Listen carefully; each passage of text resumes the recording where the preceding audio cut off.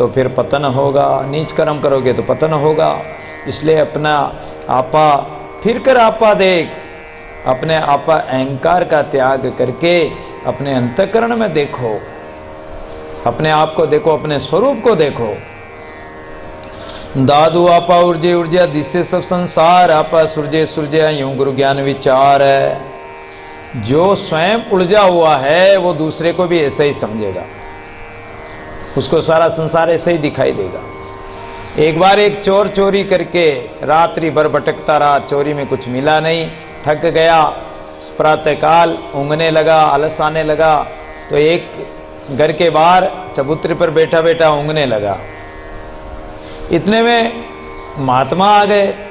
महात्मा रात्रि भर भजन किया तो वो भी आकर वहां एक नीम के पेड़ के नीचे बैठ गए और उन्हें भी ऊँघ आने लगी, निद्रा आने लगी, रात भर भजन किया। तो चोर ने सोचा कि ये भी महात्मा कोई पाखंडी है, रात में कहीं चोरी वोरी करने गया होगा, इधर उधर भटकता रहा होगा, इसलिए इसको भी मेरी तरह नींद आ रही। अब वो रात भर चोरी करने वाला था, तो उसके जैसे विचार थे वैसा वो दूसरे को सोचने लगा। महात्मा ने सोचा कि अरे ये देखो कैसा भगत है बेचारा, इसने भी रात भर भजन किया होगा, इसलिए मेरी तरह इसको भी नींद आ रही। जैसे जिसके मन में भाव होता वो वैसा ही, जैसा चश्मा लगा हुआ होता है वैसा ही संसार दिखाई देता है। लाल लगा रखा तो लाल दिखेगा, और काला लगा रखा तो काला दिखेगा, हरा लगा रखा तो हरा दिखेगा। सावन के अंधे को हरा ही हरा दिखाई देता, क्योंकि वो सावन में अंधा हुआ तो उसे हरा ही हरा दिखाई देगा। जो स्वयं उलझा हुआ है वो सोचेगा कि सारा संसार ही उलझा हुआ, वो सुलझना ही नहीं चाहता कि सभी उलझे हुए हैं। और जो सुलझा हुआ वो चाहता है कि मैं सुलझा हुआ तो सबको सुलझाऊं, सब सुलझे, भगवान की भक्ति में लगे। प्रेम भक्ति दिन दिन बढ़े, सोई ज्ञान विचार, दादू आत्म शोध कर मत कर काढ़िया सार है। इसलिए प्रेमा भक्ति, प्रेम पूर्वक भक्ति करते हुए और उस भाव को बढ़ाते हुए ऐसा ज्ञान विचार करो कि अपने आत्मा का शोधन हो जाए, ये जीव आत्मा के विकार मिटकर, और ऐसे विचार का मंथन करो, सत्य असत्य का, पाप पुण्य का मंथन करके और सार स्वरूप परमात्मा को अपना लो। दादू जी बरिया यूं सब बया, सो कुछ करो विचार, काजी पंडित बावरे क्या लिख बांधे भार है। जब ये परमात्मा ने सृष्टि बनाई थी उस समय का विचार करो। ये काजी पंडितों ने, विद्वानों ने कितने पोथे लिख दिए, कितने ग्रंथ लिख दिए, भार बांध लिया, लेकिन इससे क्या होगा जब तक ये विचार नहीं किया कि ये सृष्टि परमात्मा ने क्यों बनाई, जीवों को क्यों पैदा किया।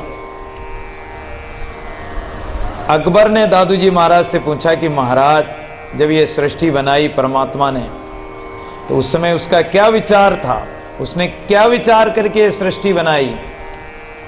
उस समय का विचार गुरु दादू गए सीकरी तय यूं साकी बात, उत्तर भयो न किसी ते बखनो उत्तरा।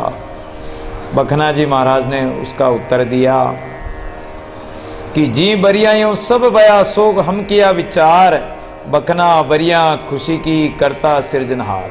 जिस समय परमात्मा ने सृष्टि बनाई तो वो खुश होकर बनाई इस सृष्टि को कि ये जीव मेरी संतान है और ये मेरी संतान मेरी आज्ञा में चलेगी, मेरा भजन करेगी, इसलिए परमात्मा ने खुश होकर बनाया। संसार में भी सृष्टि पैदा होती तो खुशी में ही होती है, इसलिए परमात्मा भी खुश होकर इस संसार को रचता है। जब यूं मन ही मन मिला तब कुछ पाया भेद, दादू लेकर लाई ये क्या पढ़ मरे वेद है। यदि हमारा मन परमात्मा के मन में मिल गया और परमात्मा का रहस्य प्राप्त हो गया, परमात्मा का भेद पा लिया, परमात्मा में वेद हो गए, तो फिर क्यों इस संसार के वेद पोथियां और ग्रंथों के चक्कर में पढ़ते हो। क्या पढ़ मरे वेद, पढ़ पढ़ता के पंडिता किन्हों न पाया पार। फिर ये पोथी पाने पढ़ने की जरूरत ही नहीं रही। जब इस काया कतेब को पढ़ लिया आपने, इस काया के अंदर जो परमात्मा विराजमान उसको पढ़ लिया, तो फिर और पढ़ने की जरूरत ही नहीं रहेगी। क्या पढ़ना फिर, जान सब कुछ जानने के बाद में भी ये जान के जान ही रह जाओगे।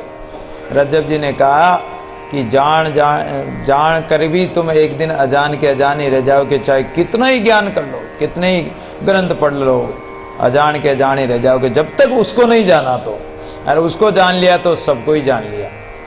पानी पावक पावक पानी, जाने नहीं अजान, आदि अंत विचार कर दादू जान सुजान। पानी पावक, जिससे पानी से वृक्ष पैदा होते हैं, काष्ठ से अग्नि पैदा होती है, और अग्नि से जल की उत्पत्ति होती है, और पुनः जल से बिजली और बिजली से अग्नि पैदा होती है। परंतु ये कारण कार्य भाव स्थिति नहीं होने से साधारण जन जल और अग्नि की एकता को नहीं समझते हैं। इसी रीति से कारण कार्य अभिन्न होने से समस्त संसार ब्रह्म का प्रतिबिंब है।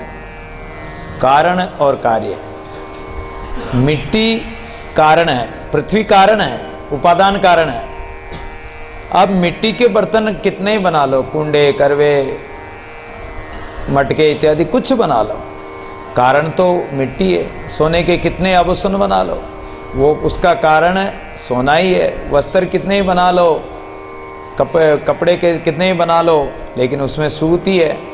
इसी प्रकार संसार का जो विवर्त है, ये दिखाई देने वाला विवर्त वर्ण, ये जो है ये कारण तो परमात्मा ही है, परमात्मा से उत्पन्न हुए सब।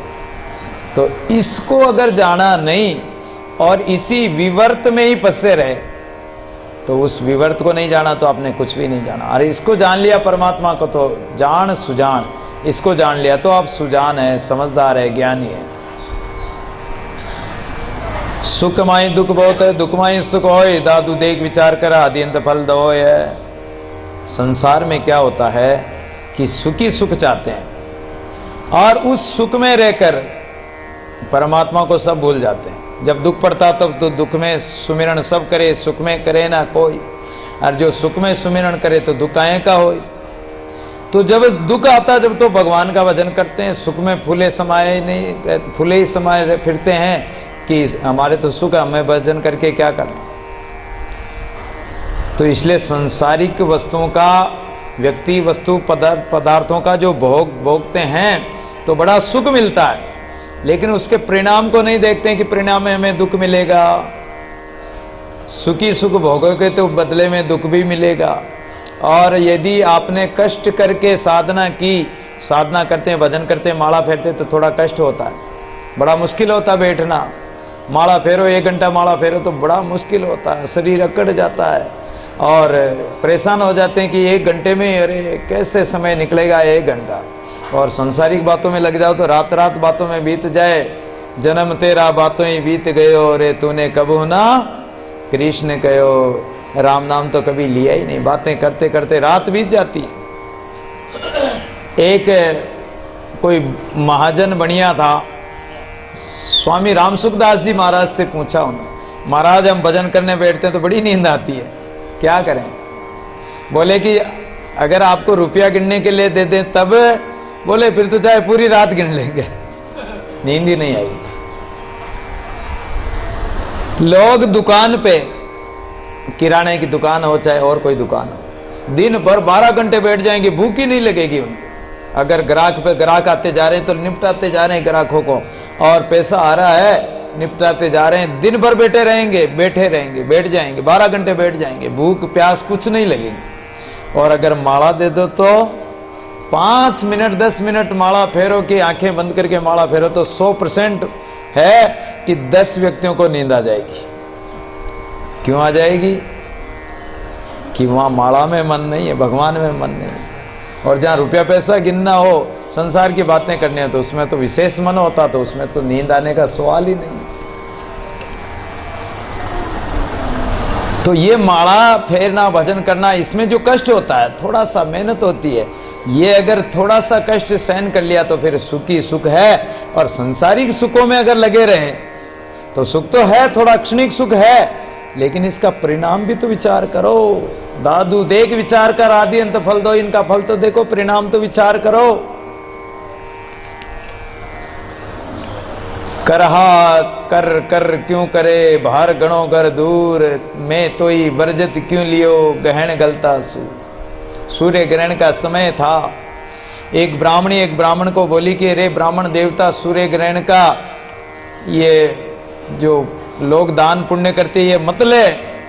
ब्राह्मण बोला कि जब लोग दान कर रहे हैं तो क्यों नहीं लेंगे। दान लेते समय अच्छा लगा, ले लिया। खूब मना किया ब्राह्मणी ने, बेचारी ने नहीं माना। अब वो ब्राह्मण मरकर ऊंट बन गया दूसरे जन्म में। खूब ग्रहण का और ये दान पुण्य का खाया फल, तो ऊंट बन गया।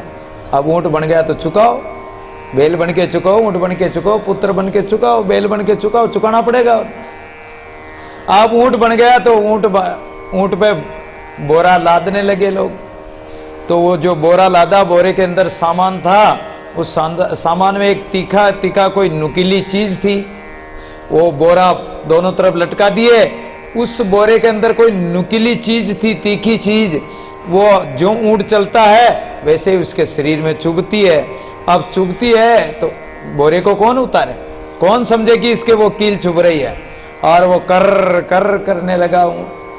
वो ब्राह्मणी ने देख लिया। ब्राह्मणी कहने लगी कि अरे मैंने तो तेरे को बहुत समझाया था पहले, तू माना नहीं। ग्रहण गलता सूर्य ग्रहण का जो फल तूने वो दान पुण्य खाया ना, उसका फल अब भोग ले। भार गणोर घर दूर, तेरे सिर पे पीठ पे इतना भार है और मंजिल भी बहुत दूर है, बहुत दूर ले जाना। अभी तो अभी कर्रा करने से क्या होगा, अब कराने से क्या होगा। तो इसलिए परिणाम पहले सोचो। कोई भी काम करो तो परिणाम सोचो कि हम जो काम कर रहे हैं उसका परिणाम क्या होगा।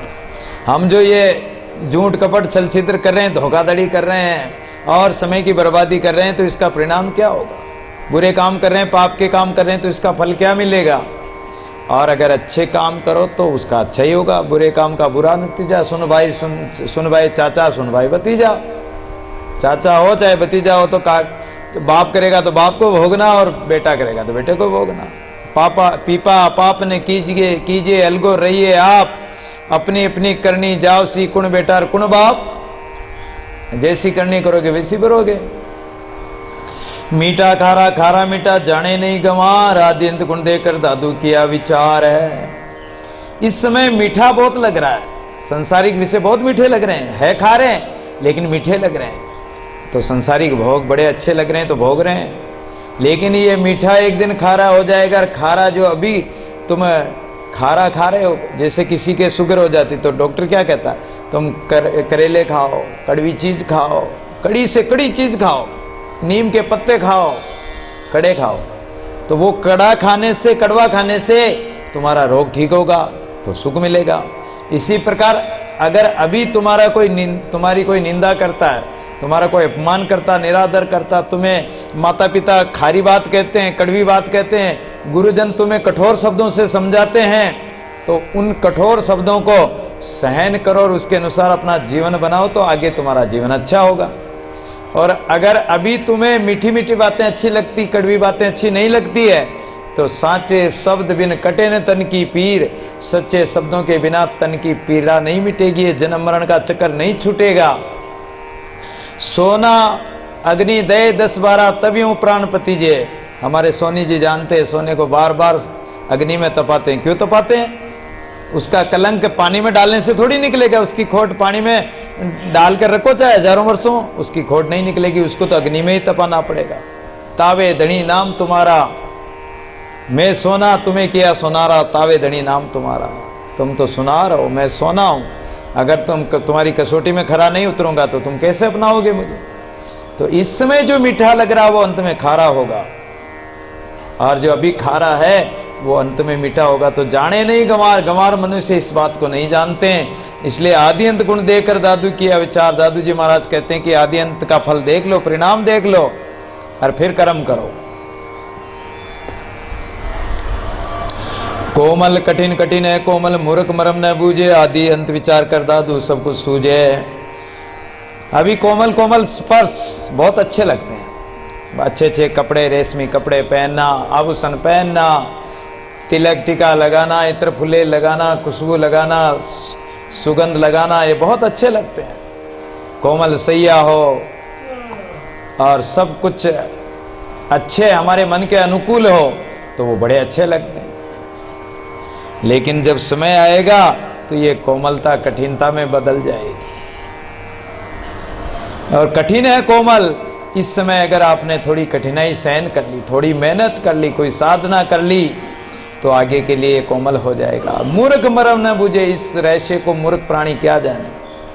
आदि अंत विचार कर दादू सब कुछ सूझे।